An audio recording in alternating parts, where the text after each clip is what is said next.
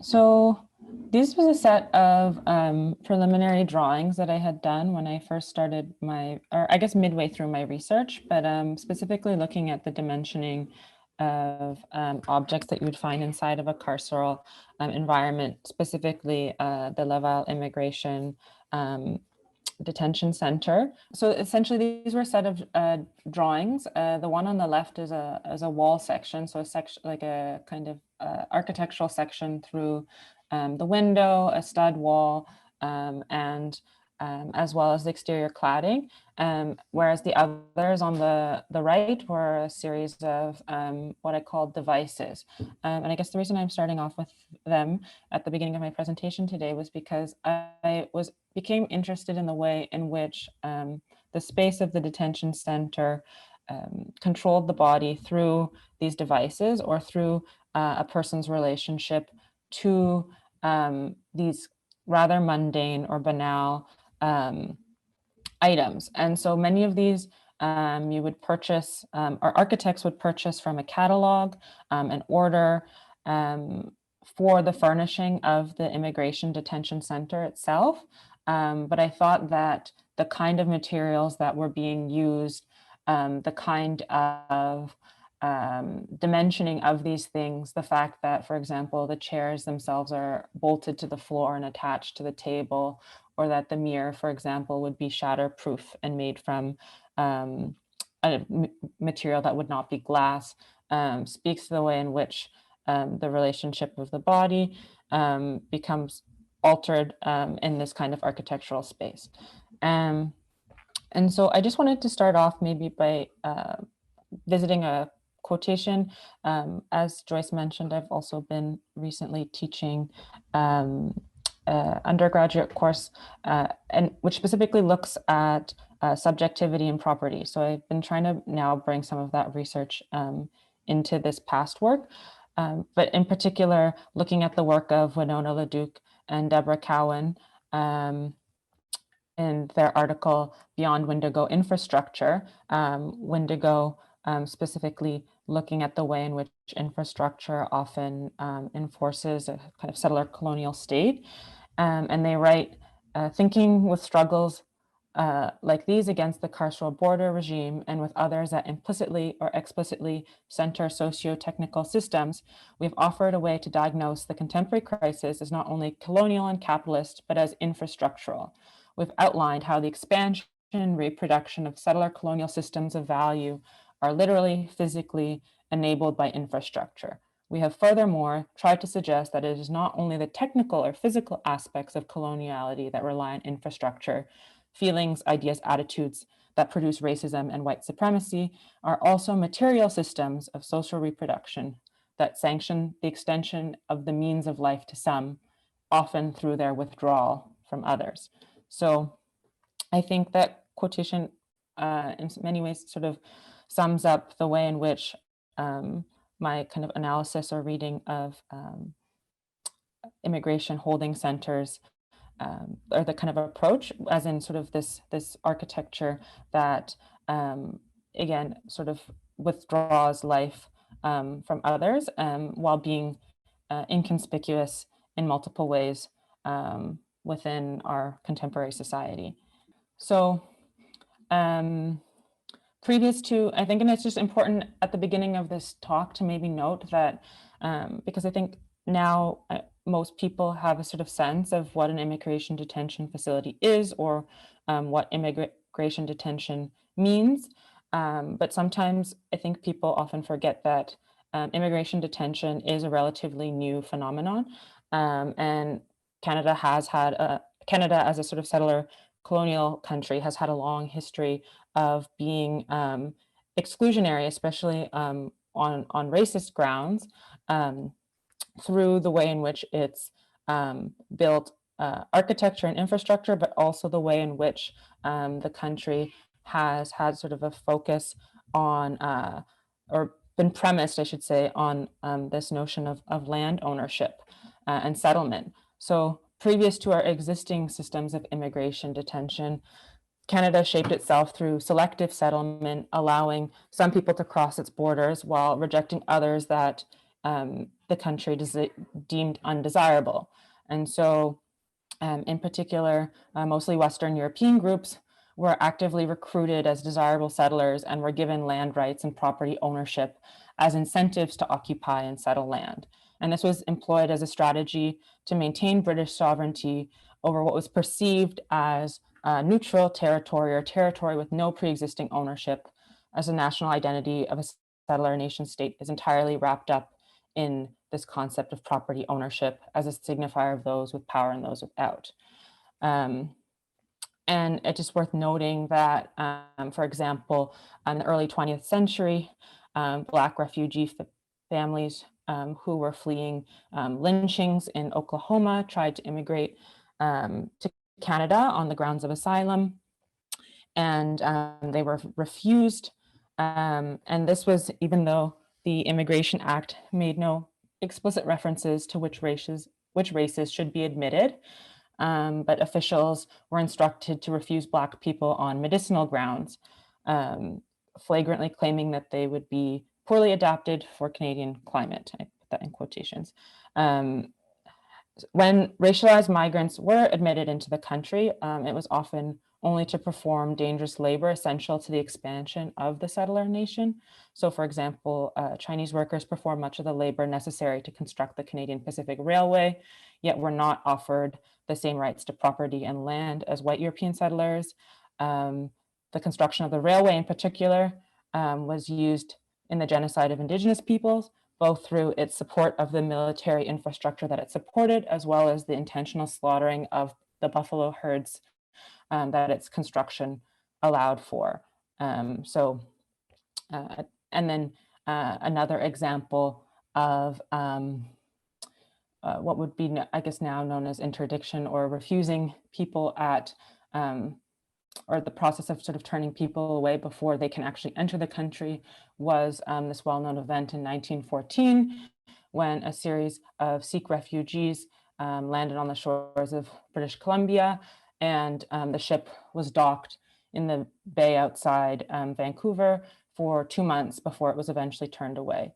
And similar events have happened as early as in the early 2000s. So I just feel like that's important to sort of use that as a premise to a lot of the kind of other research that I was doing. And so, and this is in contrast to some of the contemporary ways in which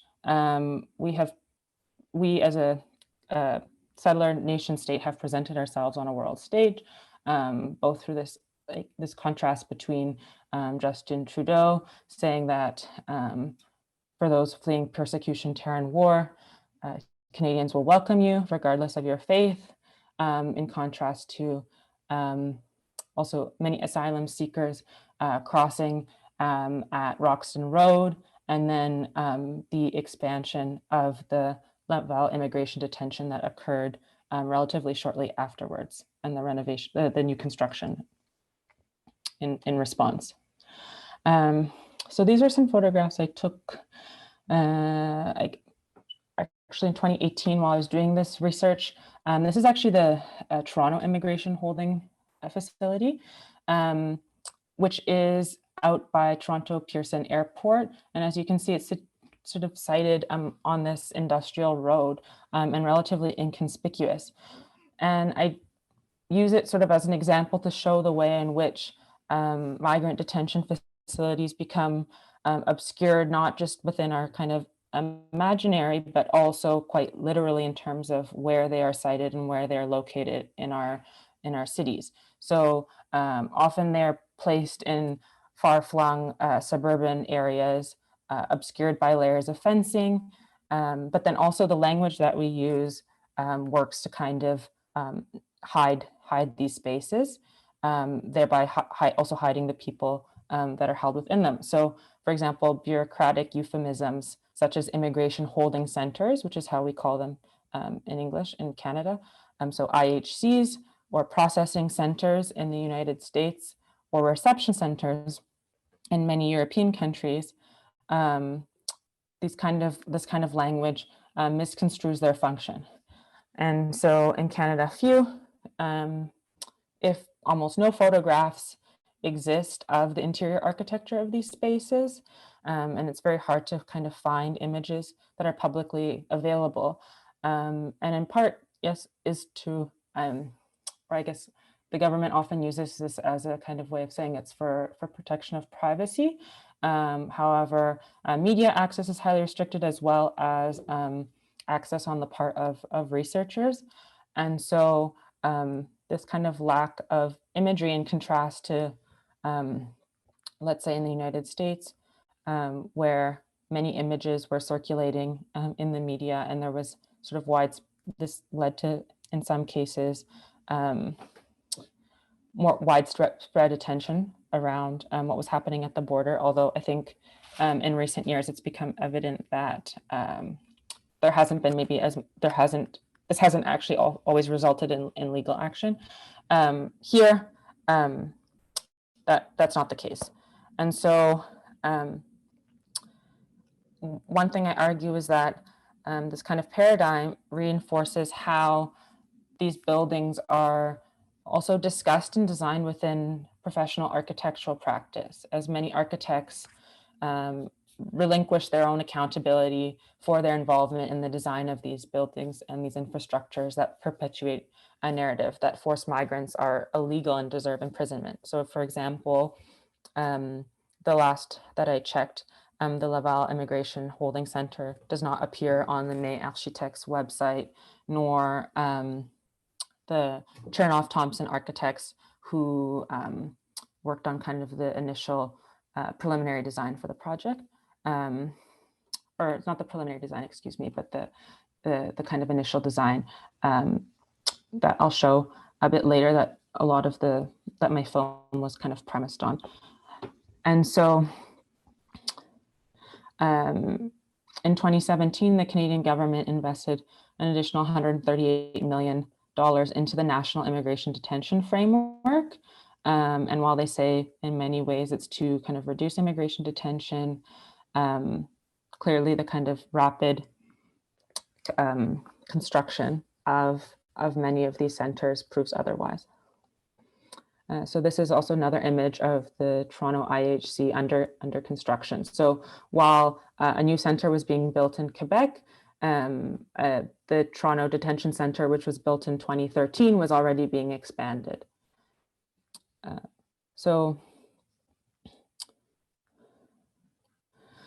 And then just coming back to kind of my initial point about, I apologize for the lack of accents, and also renaming Saint Laurent St. Lawrence.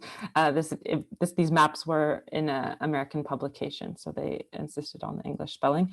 So this essentially just showing that the site of the Laval IHC being cited off the Ile of Montréal kind of, again, places it outside of our imaginary in many ways, and sort of, again, distances itself.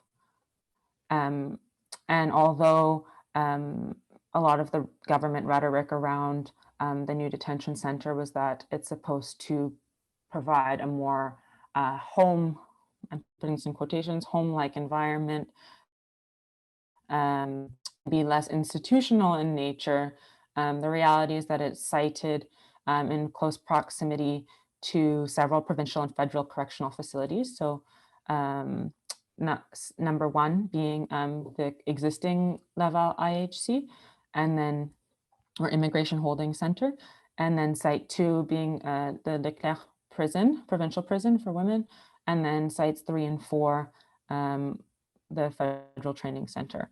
And so also, one thing I was sort of looking at through my research was the way in which design decisions on the part of the architect shape public perception. And so, although they try and present a more humane exterior to the public, or by trying to present a more humane exterior to the public, immigration detention becomes normalized while othering those who are detained. And much of the rhetoric, or some of the rhetoric, specifically in the preliminary documents about the Laval IHC, suggested that it was warm and homey. However, this was language that was used on the part of the architects. However, the dimensioning, materiality, and furnishing show the relationship between its design and that of prisons.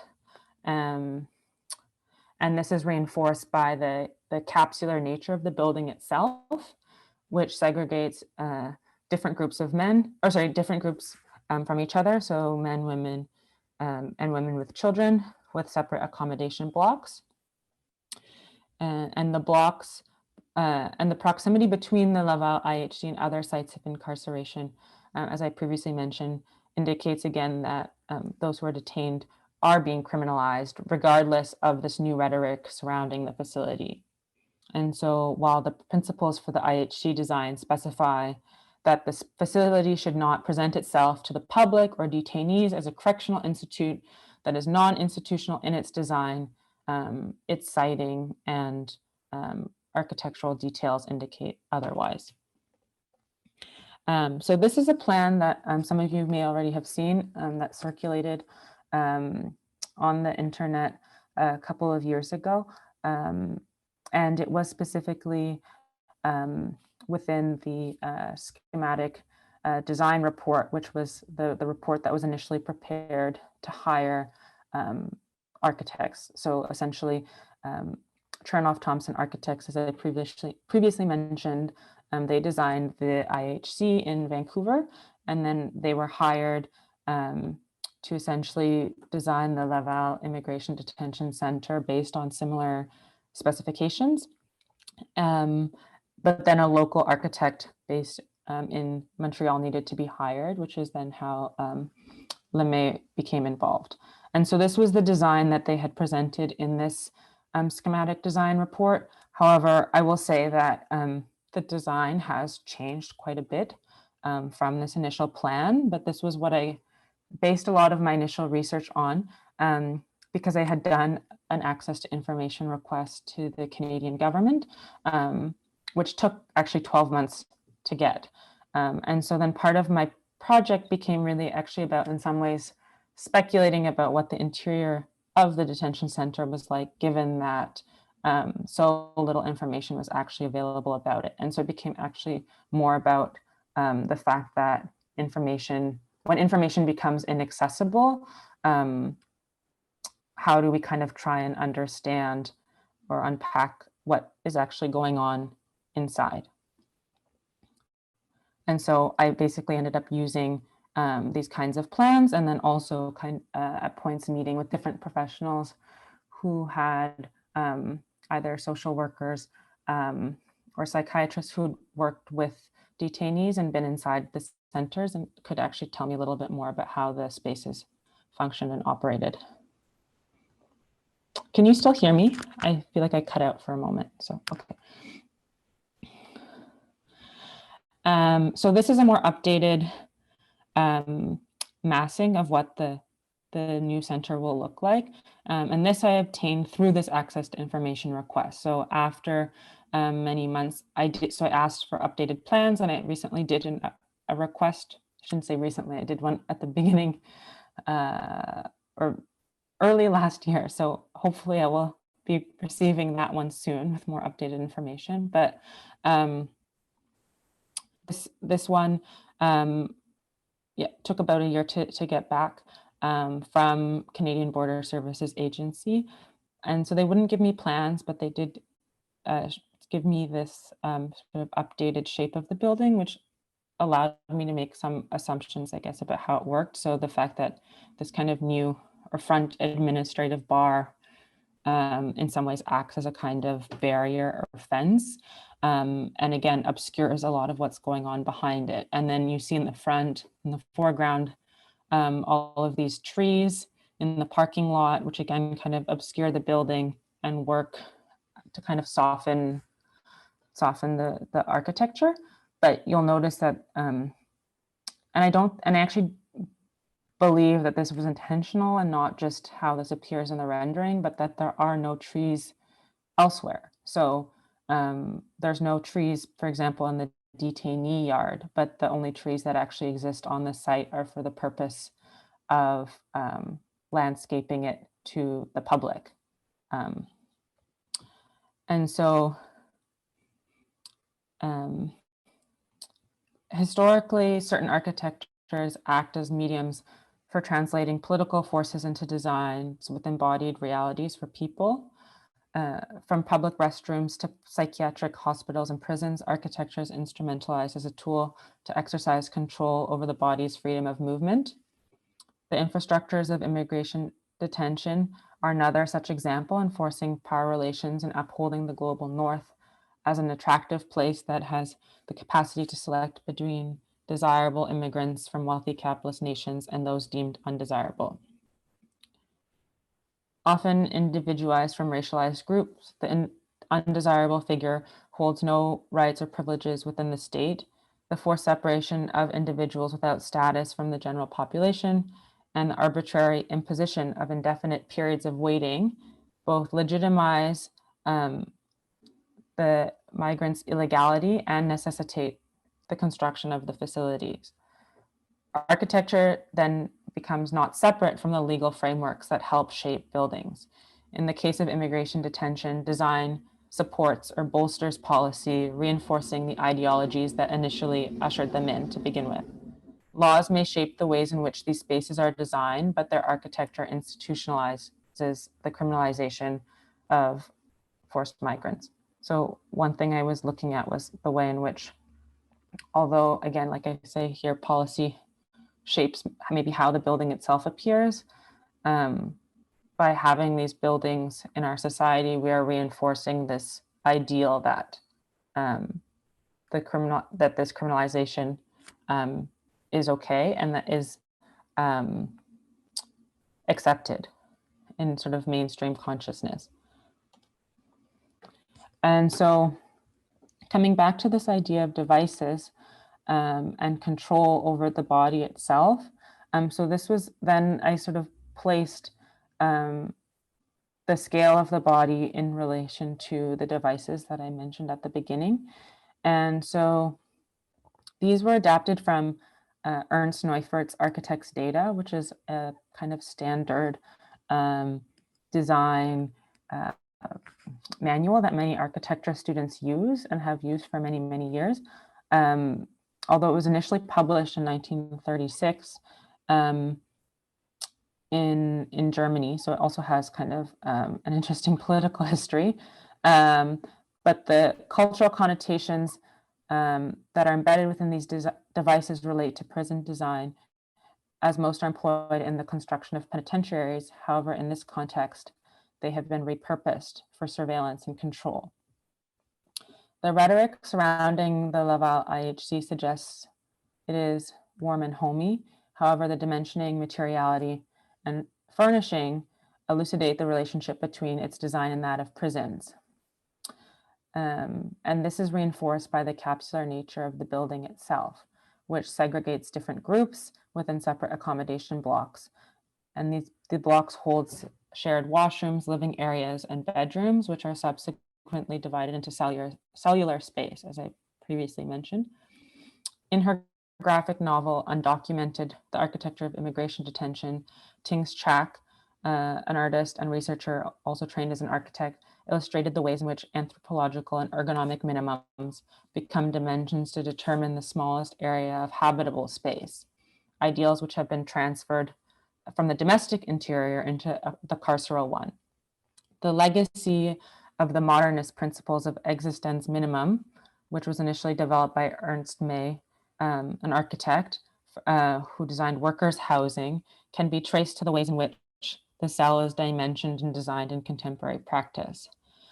Following existence minimum, Le Corbusier, also an architect, presented modular, a mode of measuring the proportions of their body in relation to the residential interior. So I'm not sure how many people will be familiar with this, but this is just a bit of modernist architectural history. But this was Le Corbusier's way of sort of measuring the human body. And then the style of drawings that I created were in many ways trying to kind of adapt this language of understanding the way that also there's this kind of overlap in design between domestic space and carceral space. And those lines become very blurry in the space of the detention center, where also the state then takes on this kind of position that the building or their position itself is to care. These devices mediate the relationships between the human body and space. For example, surfaces and furniture must be designed in ways to mitigate self-harm so that they are also resistant to abuse and destruction. One of the early design specifications written for the schematic design of a women's dormitory bedroom in the Laval IHC specifies no piece of furniture or fixture provided as part of the furnishings in the primary accommodation rooms can be used or fashioned in a manner such that it may be used as a tool or implement for escape or as a weapon. In this regard, the contractor must design the room to eliminate protruding objects that could heighten the risk of suicide by hanging, ensure maximum surveillance of detainees in the rooms, protect the building against damage, and prevent the concealment of weapons and prohibited objects. The use of razor wire, fencing, security cameras, motion sensors, security glass, and locking mechanisms are all material manifestations of the complicity of architecture and the institutionalization of immigration detention. Isolation rooms, in particular, illustrate the extent to which prison design has come to inform immigration holding center plans and details as revealed by their materiality and choice of fixtures. The complexity of such a building and the choice of materials, plumbing, ventilation, and details are all aspects of the project that must be resolved by architects. And so here are just again some images of these devices with, again, these words pulled from the documents that specify how exactly these different devices are to be installed. So again, the shatterless mirror, a CCTV security camera, motion detectors, which you find even inside washrooms and showers, and barbed wire and fencing. And so from the kind of these specification documents that I received from doing this access to information request, I then began to build digital models of what the different kinds of interior spaces could look like based on those specifications. So the text here is actually taken directly from these room space guidelines, which outline how the rooms should be designed. And so, for example, for an isolation room, it specifies that furniture must include a bed permanently attached to the wall and or floor. It must be built of steel or equivalent material, glue laminated wood or alloy, and the furniture must be bolted to the floor and or wall, and all corners must be rounded. And the cell must have an angular steel lavatory and mounted to the floor. The floor to prevent the concealment of seat must be built into the toilet. So these are, and then it specifies even in some cases the model and manufacturing of the toilet. And as I did this research, can you see okay, or is it the screen split? No, we see.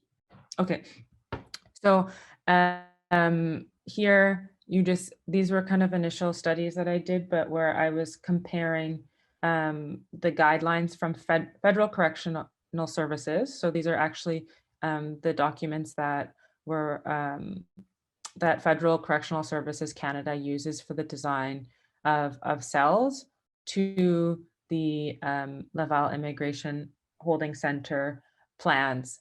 And in many ways, much of the furnishings and fixtures mentioned are the same or similar. And interestingly, many of the products, or as I did my research, I guess I realized that Federal Correctional Services, many of the products that they actually source to furnish prisons come from Corcan, which is part of the government of Canada and is actually essentially uses prison labor to manufacture these fixtures and furnishings. And so Corcan actually uses the labor of incarcerated individuals to create things like bed frames, blankets, etc. So, and in some cases, some of these fixtures and furnishings might then find themselves within the Laval IHC. And so this is just a scan of one of the room space guidelines that I built or reconstructed these models from. So, and as you see, much of it is redacted. So this is like where I say that I also had to, again, begin to kind of extrapolate or make assumptions based on conversations with other people who had been inside those spaces, or again, from what information was available to me. And so this is just another plan, again, from Federal Correctional Services, showing a cell, and then in comparison to the isolation rooms that were in the plan of the Laval IHC. So very similar in dimension, layout, fixture and furnishing. Here you can actually see, so as I mentioned, when I showed the first exterior rendering, you see that the vegetation strategy for the building. And so this section and also rendering show how newly bought trees will be planted closest to the detention center and how mature trees will be preserved farthest from what is called the physical and visual security zone, which includes outdoor detainee areas. And so while vegetation works to mask the facility from the public, it is not something that is to be enjoyed by those who are detained inside. And again, you kind of, the way in which the architectural drawings reveal these details, I think points to a lot of, again, the complicity of not only the building, but the designers. So based on the kind of room space guidelines and my research, I started to look at ways that I could try and represent the spaces of the detention center. And I started to actually experiment early on in my research with models as a way, or architectural models as a way of trying to understand the spaces of the detention center. And so these maquettes that I made, these are not the site itself, but these were kind of an early test of sort of 3 different themes that I was hoping to explore in relation to the spaces of the Laval Immigration Holding Center. Those being false domesticity, or this notion again of like a false home or false care, waiting, because Canada in particular has no limit on the number of days that a person can be held in detention, which actually is in violation of the UN's sort of code on refugees, and we're one of the few countries that actually has this limit, or this lack of limit. And then also so waiting, false domesticity, and then surveillance. And what I did was based on the room space guidelines that I showed you all before, these kind of redacted documents, of which I received several hundred pages from the Canadian government. I started to build more detailed computer models of what those spaces look like, and then annotate the space in relation to the document as a way of trying to better understand what the implication of the design was on the physical space. And then from those, I actually ended up building more sort of photorealistic models and photographing them as a way of trying to enter into those spaces. So like I mentioned, very few images actually exist. So this was my way of trying to reconstruct or better understand what those physical spaces looked like through these models and maquettes. And so this is another example of one of the drawings. So you can see, and this is in particular a non-contact visitation room. So like you see, the language itself is very similar to that of a prison. And then here you see the corresponding maquette. And then I actually filmed them as a way of trying to create a durational element. And this is so there was also a model of a hallway, which I will show in the film or in more detail. But this is what one of the maquettes look like in a space. So in some cases, they were much larger in the physical space itself, in contrast to how they appear, let's say, in the photographs. And that was one thing I was trying to play with this kind of duality of the film versus the model, where you either enter the space or you kind of are outside the space and in some ways maybe like occupying this figure of the architect or someone who has this kind of control over the materiality and the space itself. So again, here's the film and the model. And also at one point I was exploring, looking at, again, these kind of, this overlay between what the physical space looked like, and then here, excerpts pulled from the room space guidelines. So these are just some installation views of what this looked like. And so I worked with the slide projector to just overlay how the text or how the design guidelines end up informing what the space itself looks like. And so these are some stills from the film. And so the longest part of the film is actually this, the film itself is only 4 minutes long, and I'm not a filmmaker. I'm an architect by trade. So it was the first film that I made. But essentially the longest part is this 4 minutes that you pass through this hallway, and the hallway that I chose is a hallway in one of the plans that I showed, and it connects the kind of entry area or part where you'd be admitted to one of the accommodation rooms. And one thing that I just noticed as a designer when I was looking at the plans was how long these travel distances and how long the hallways and spaces of circulation were, and how unhuman these spaces were in the architecture. And so this is just more stills and another photograph of what that hallway looks like. And then I guess I was very briefly just going to touch on what I am researching now, but so, which is sort of related, I would say is a new project, a very new project for me.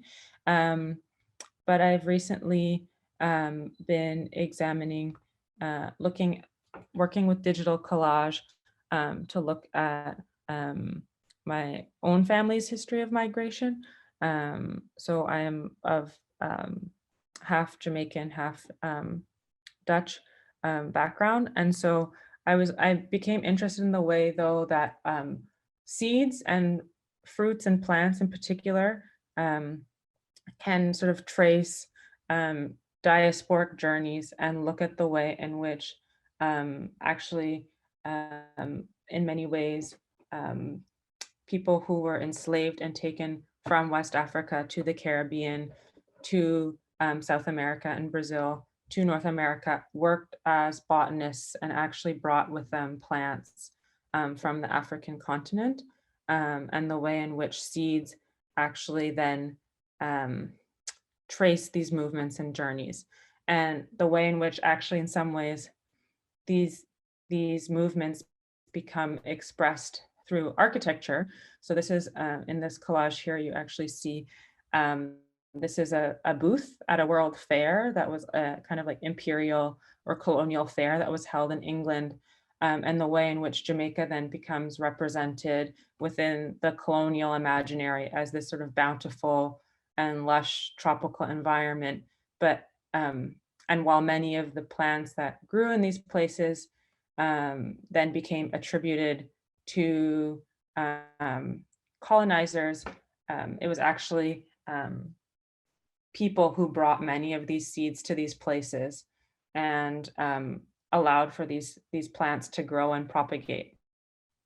And so, yeah, this is just from these kinds of crop lists that show also just the amount of money that was actually made within, not this in particular, but these just all the different kind of crops that actually played a huge role in the economic growth, excuse me, of England and of many colonial empires was actually directly through, yes, the sugarcane trade, but then also other plants and tropical fruits. And so I'm hoping to also look at the way that these plants and seeds then actually begin to figure within still lifes that you see that have been painted by the old Dutch masters. So the way in which actually things like sugar and fruit and all of these things that would be illustrated within these this imagery actually in many ways came from these trade routes and forms of extraction. And this is in part part of this project that I'm working with a friend who is looking at specifically Dutch cocoa and this one can that this is sort of one of the first images where you have an image within an image within an image within an image. But I'm more actually interested in the cocoa itself and that history again and the way in which that gets represented. So that is just some early research, but I haven't tied that all together yet.